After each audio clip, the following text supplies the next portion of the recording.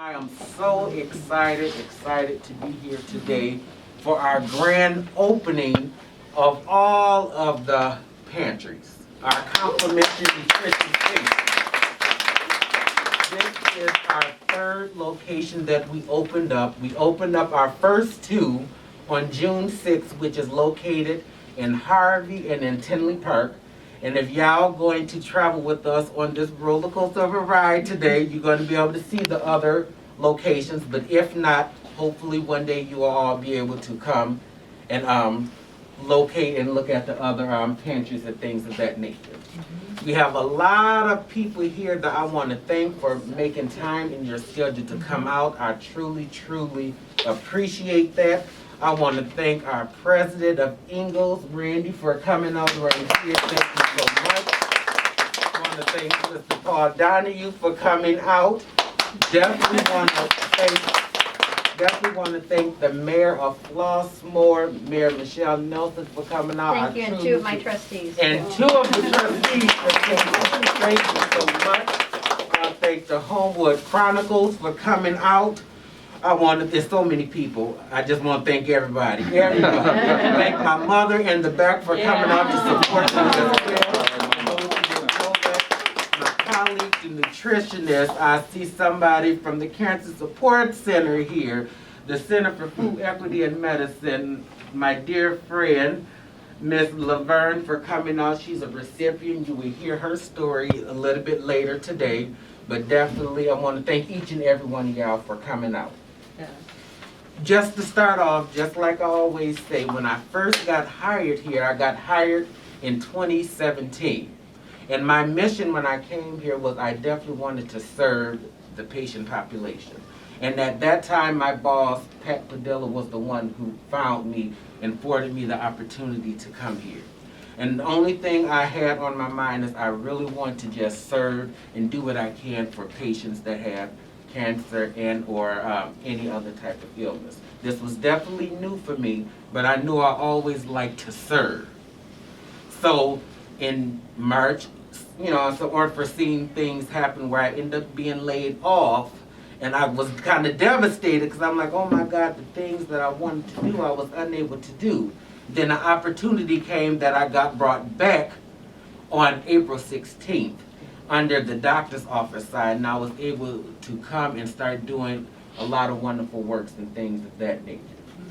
Now, I realized that a lot of patients that I was seeing kept mentioning that they was food insecure. They didn't have enough money for food, didn't have enough money for this, and I have to do something. And I was scared in the beginning because I'm like, little old me in this big old pond, what kind of difference could I make? But I said I refuse to just sit here and do nothing about it. I at least have to try. So I, talked to my boss at that time, which was Pat Padilla, about some ideas that I had. And then my boss changed to Michelle White, and she jumped on board, and I started coming together with some proposals, me and Pat. And we started doing some meetings because I wanted to do a smaller scale of a micro pantry. And then I no, we go big or go home. So we kind of did something, started talking about doing something a little bit bigger, but it considered a lot of meetings and a lot of approvals. Then we start getting connected with people from University of Chicago in Hyde Park. And I do want to thank them for forwarding us the initial grant from the Pink Pony Foundation to help us open the pantry that you are seeing now. I cannot go without saying thank you to them as well. And then from that, I had the opportunity to meet Dr. Ann Jackson from the Center for Food Equity and Medicine. And ever since I connected with her, our visions connected. And from this day forward, she's been with me the whole ride until the fulfillment of this project that you're seeing right now. But I just want to do just a little bit of background about food insecurity and all of that. Now, in Maslow's hierarchy of needs, food, water, shelter, and rest are the foundation for healthy humans. Without these fundamental pieces in place, it is difficult to advance to thinking about safety, community, our future, or our potential.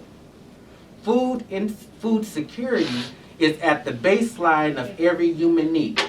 Without it, we cannot thrive, let alone survive. Food security is broadly defined as access by all people at all times to enough food for an active, healthy life. Food insecurity occurs whenever the availability of nutritional adequate and safe foods or the ability to acquire acceptable food in socially acceptable ways is limited or uncertain.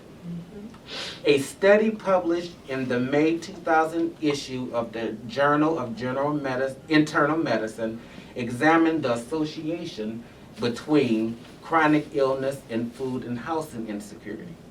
The study found that cancer brings an increased risk of food insecurity. Food insecurity can affect cancer patients in many ways, says Irene Haytes of Ohio State University in Columbus, who studied the impact of food insecurity on chronic diseases.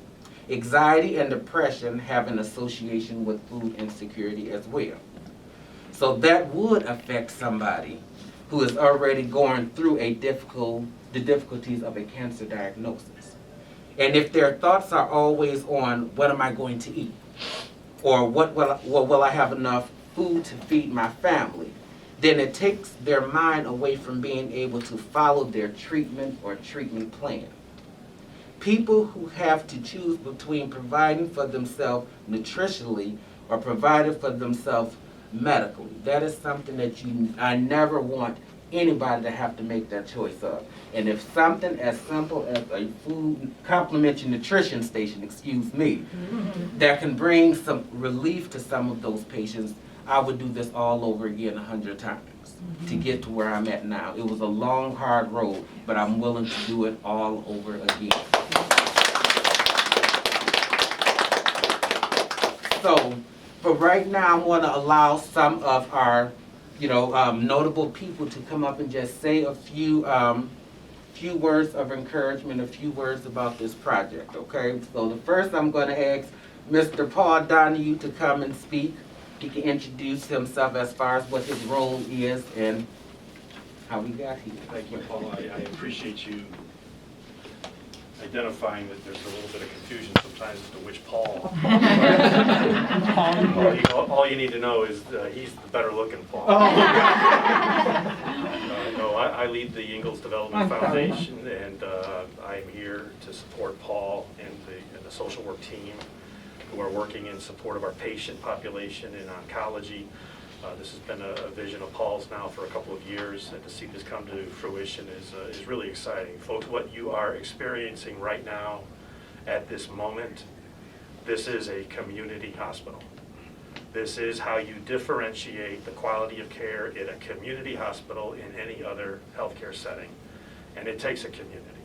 And it's taken tremendous cooperation, teamwork, partnership, collaboration throughout this large organization of ours to make this happen. But it's got to start with a spark, and Paul Dickerson lit the spark and created a fire, and we believe this is going to result in an inferno. It also takes leadership, it takes support, and I wanted to acknowledge and turn it over, if you would, Paul, to Randy Neiswanger. He's the president of Ingalls, UChicago Medicine, Ingalls Memorial, and it's really Randy's vision and his support of what community hospitals can bring that has allowed this food nutrition station to come to reality. So turn it over to Mr. Neiswanger for some comments. Sorry, I was actually seeing someone at the door, so I missed the comments that Paul was making. I apologize.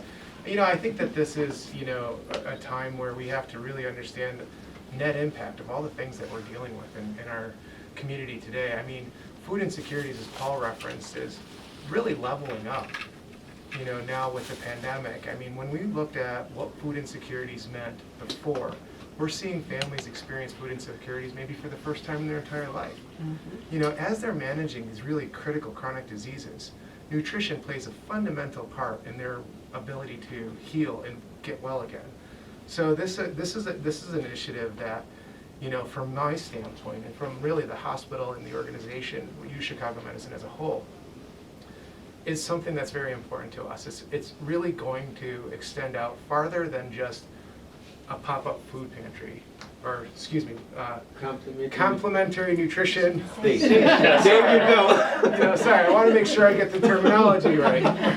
This is going to be, I mean, these are the seeds that we set in the communities that just continue to grow and prosper, and those branches will then end up branching out into many other initiatives. So I appreciate everybody being here. I appreciate the support, and I've got to compliment you on such a wonderful job. So thank you.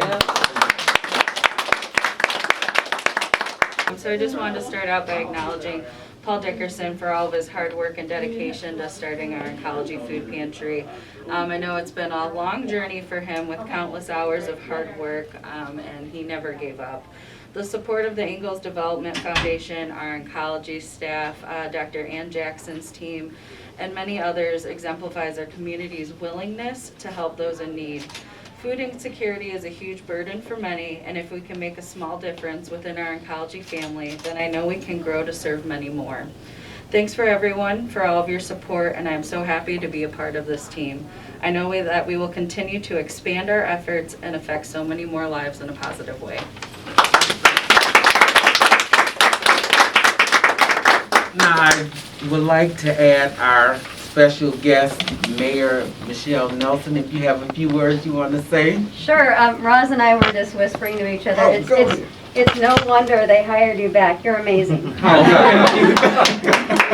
So thank you so much for doing this. Thank you to you, Chicago Ingalls, for the care that you provide for our residents. We are extremely fortunate to have this facility here in Flossmoor, so thank you for all you do.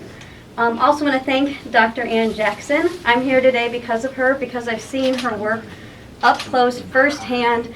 I've seen her heart and how much she cares for folks who are going through their cancer treatments, and how much she wants to help them eliminate food insecurity. Not only does she help Flossmoor residents, but she helps folks from around the region, and I just can't thank you enough for all you do to lift all of us up. So thank you for allowing us to be part of this. Thank you. Thank you. This was a labor of love, and as everyone said, Paul has been the champion in every cause. Like Paul Donahue said, every cause needs a champion. He's been that spark. He's been the champion. And it has really been, like, I'm so happy, as Mayor Nelson said, to be a community resident, a Flossmoor resident, to have this in our space, and to be a member of a larger community of people living beyond a cancer diagnosis. And really just, the only thing I would add to what you guys said is that there's an urgency to this work. This work is urgent because oftentimes people are moving in and out of these spaces almost at what appears to be lightning speeds. And so we need to be responsive. And as Paul Donahue said, that's where a community hospital doesn't have to lumber so much and can be more responsive, as well as our community partners. So I'm so, as a foundation director, just so enamored by what Paul has been able to do, and so appreciative of him believing in us as an organization to journey with him and to make this come to life, to bring this to fruition. So it's been we're looking forward to years and years of this kind of work. So I too acknowledge Paul's gifts, and I just thank him and the team here at Ingalls and our community partners, because without you, this would not be possible. Thank you.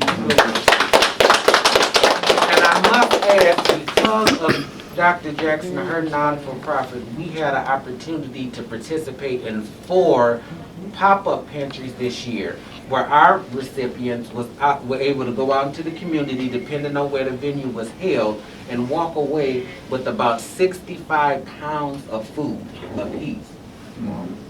So that is something that I think is just amazing, and the patients is still to this day always calling me and telling me and expressing to me how appreciative they were and how the food helped them, and how at that particular moment they was able to eat a healthy meal. Because the difference between going to these pantries, they sometimes don't have nutritionally healthy food available that they're giving out to the patients. And the food that she was giving out to the patients was nutritionally healthy. So that's something I definitely want to acknowledge as well. So I want to We're gonna put the butter on it. We're gonna have our dietitian Cheryl come and just speak briefly about the importance of nutritional eating and all of Sure, that. thank you. I'm Cheryl Bacon. I'm a registered dietitian nutritionist, and I oversee the dietetic internship program at Ingalls, which is a program that's training students to become registered dietitians. I have one with me today, Danny. I also have Kat Whited. She is the registered dietitian available at the infusion centers, all three of them at Harvey, Flossmoor, and Tinley Park. And it was great when Paul reached out to us to learn how we can collaborate together, because as you've already heard, there's so many different barriers with regard to food insecurity and being able to get the adequate nutrition that you need. On top of that, when you're undergoing cancer treatment, there's a lot more challenges as well. You have increased calorie, protein, nutrient needs, and you have challenges into getting them. You're not hungry, you feel nauseous, a whole other list of side effects. And so what we've done, the dietetic internship program and the nutrition team here at Ingalls, we've partnered with Paul and his team to make sure alongside Ann that in the healthy, nutrient-dense foods that they're providing, our interns are creating recipes that are easy, taking multiple pieces from the pantry, highlighting what nutrients are going to be available to help nourish them through these challenging times. And it's an excellent learning opportunity for my interns, for future nutrition professionals as well, to learn what it takes to start up a nutrition station like this as well, so hopefully that they can go on after they graduate and pay it forward too. So we're thrilled to be part of this, and it's a very exciting day, so thank you.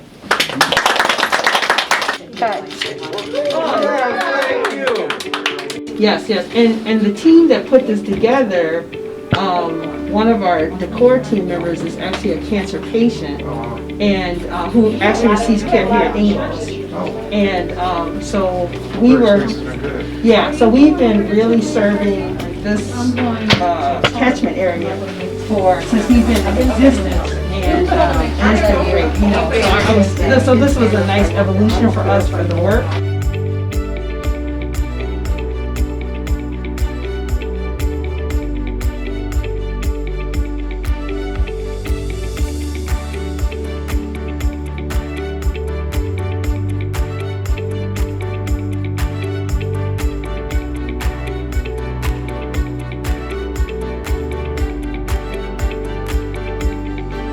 Hello, this is our nutrition station storage, as you see on the wall. This is the storage room for our food for the Harvey and the Tinley Park office. We have all different types of food.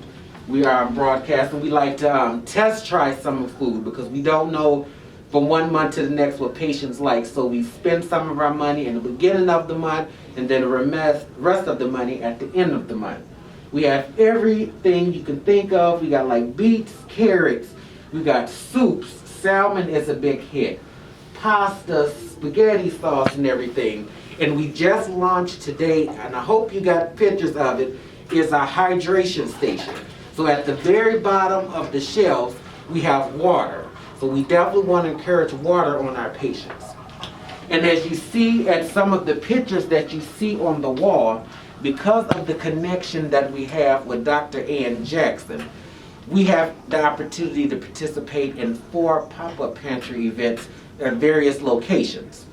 And some of these pictures are some of the volunteers that was working at these different pop-up pantry events. And each patient that came walked away with about 65 pounds of food that they are able to go home with. So these are some of the pictures of our little, the smaller people that love to come out, little kids that want to come out. This is one of the events that we had in Joliet in my hometown that we did together. Over here, I really like to highlight this one. This is our first ever pop-up pantry event that was at the end of March. That was here in Harvey in the Cancer Care Center. So this is the picture of our team that came out and helped. We also get on a weekly basis, because of Ann Jackson and the Center for Food Equity and her connection, we get fresh produce boxes, which is about 20 pounds of fresh fruits and vegetables. And this is what the boxes look like right here. If you can see that, we get about 15 to 16 of those boxes that have all types of fresh fruits and vegetables each week, and we pass it out to the different recipients as they want. And we're able to feed like 3 or 4 families out of that fresh produce box. And this is our actual, some of our storage that we have for the patients as well.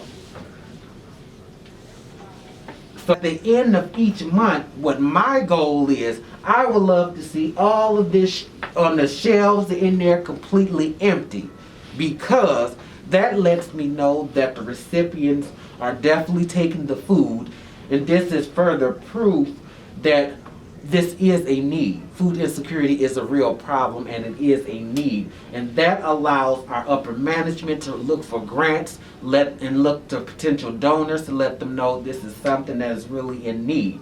So each month, I want everything gone. And as you've seen in the pantry that she showed in the video, that take what you want as much as you want. There's no questions asked. The only thing I ask people to do is write how many people you're feeding and the zip code. I don't want your name. It's not my business, not my concern. Take what you need as much as you need. If one person take everything off the shelf, you must need it, and more power to you. That's what it's there for. 4 of 2021, and we officially opened all 3 sites. I'm extremely happy. This is my baby. So please forgive me, I'm a little overprotective, excited. I'm like a proud new papa, but I'm so happy to see that. But the point of us being here at this location, before we hear our 2 recipients who want to share their story as far as how they participated in that, I know Miss Linda, I want to thank her for coming up from downstairs. She wanted to say something before we get started. Okay. Paul is one of the ones that comes to my office when he have a problem with a patient, and I try to do the best I can. When he told me about the pantry, I said, okay, I'll do you a picture. I didn't know what I wanted to do, but the only thing that came to mind was butterflies. So what I did was, I did a monarch butterfly for you guys to hang up. Oh my goodness. Thank you so much. And he did not see it either. You've been keeping that hidden from us. Oh, yeah. The only one knows about the talent is some of the gift baskets y'all get at the foundation that be auctioned off. Yeah, quite a few of them might be nice. And thank you so much for that. We would definitely hang it up to let everybody enjoy this. This is extremely beautiful, and I extremely appreciate it. Thank you so much. And as you see here, this is our welcome to our complimentary nutrition station. We have some pictures there after we hear the recipients. And right around the corner in the little cubby hole is where the pantry is actually located, where recipients can go whenever they need something. As long as these doors are open, the pantry doors are open. You can take what you want, as much as you want, whenever you want. All we just ask is for recipients to write their zip code and how many people that they're feeding. And if they don't even feel comfortable doing that, they don't even have to do that. They can just take what they need.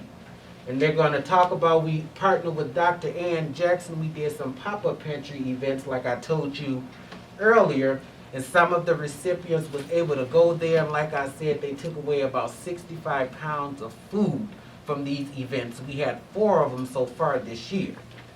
On a weekly basis, because of, again, Ann's organization, her connections, we're able to get fresh fruits and vegetables, produce boxes. They're about 20 pounds of fresh fruits and vegetables that we get weekly.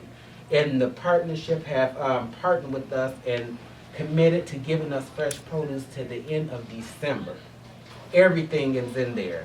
So I'm thankful for that as well. And some of our recipients are able to utilize that. They call me up and say, hey, you got a box, extra box, I want some of that. Come on and get it and take it. If you want it, I'm going to do it.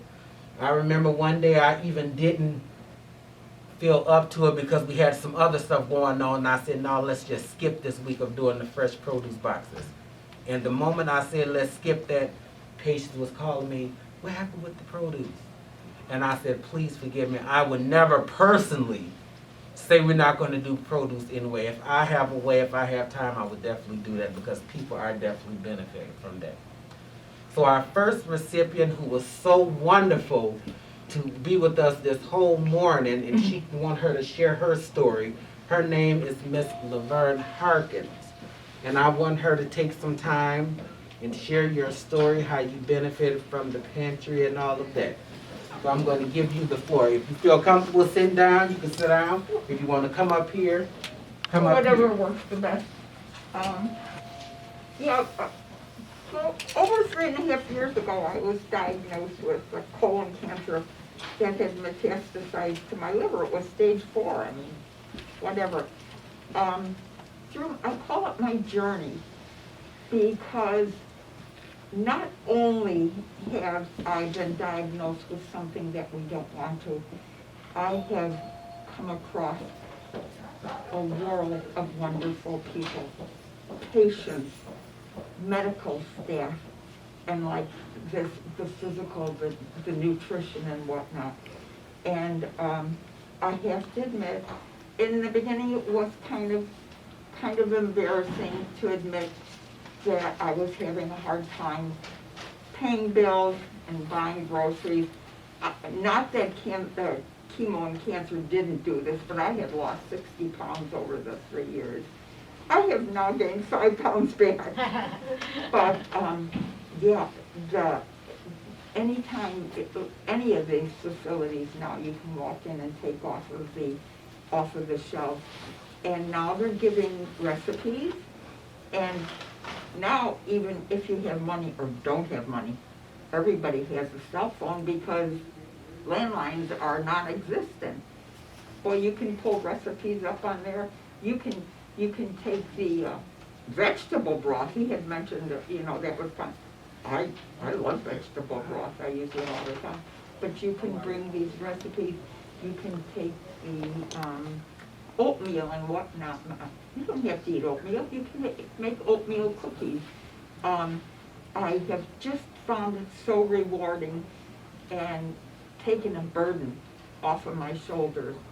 And I have to admit, everybody that I have been involved with has been absolutely thoughtful and wonderful.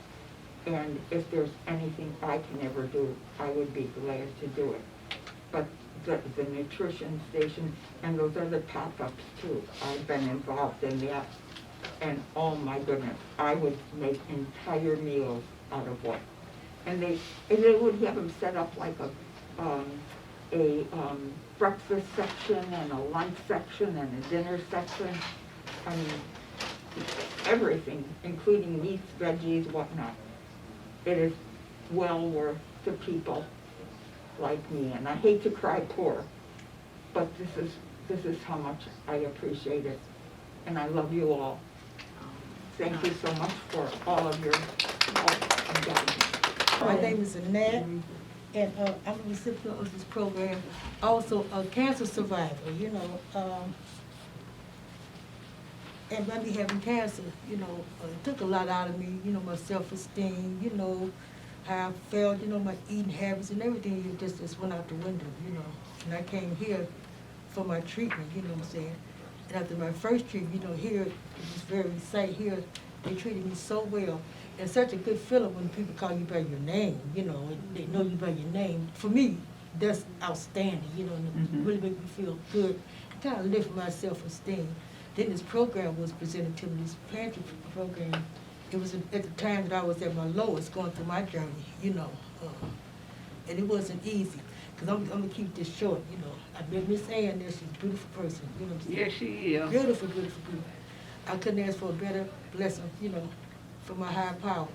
But getting back to this food program, been through so much, after the first treatment, it cleared up, it came back, it cleared up, it came back. So I'm a cancer survivor 3 times.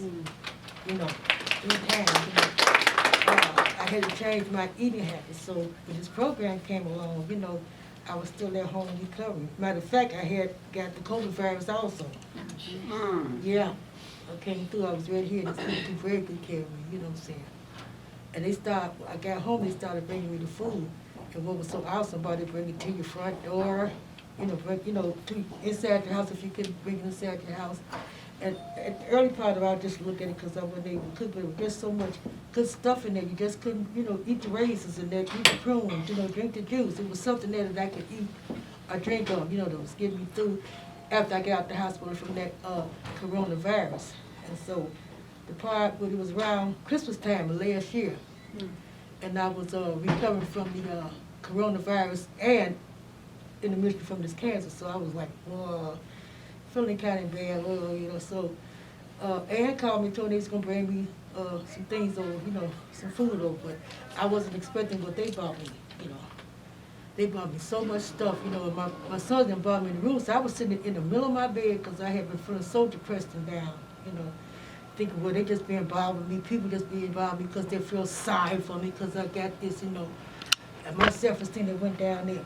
But when I seen all this wonderful food these people had bought me and all the things they got me, I just lit up. I was in the middle of my bed crying like a little baby. I hadn't had that feeling since I was like 12 years old as a kid at Christmas time. That's how I felt. It was wonderful, so it made me feel very good. You know, like somebody cared for me, little old me, you know what I'm saying? It really feel good. After that, I started getting better and, you know, I started drinking that urban tea y'all gave me, you know what I'm saying?